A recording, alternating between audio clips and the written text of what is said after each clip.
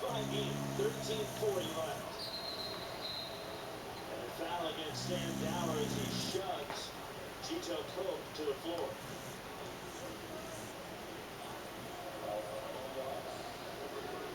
Look at the screen right there. A foul. First team foul is actually in the second half. Gonzaga with Gary Bell, they're quiet offensively, but this is why they're number 7 in the country. Any one player for the Zags, you step up, make a big shot, or score 20 points in a game.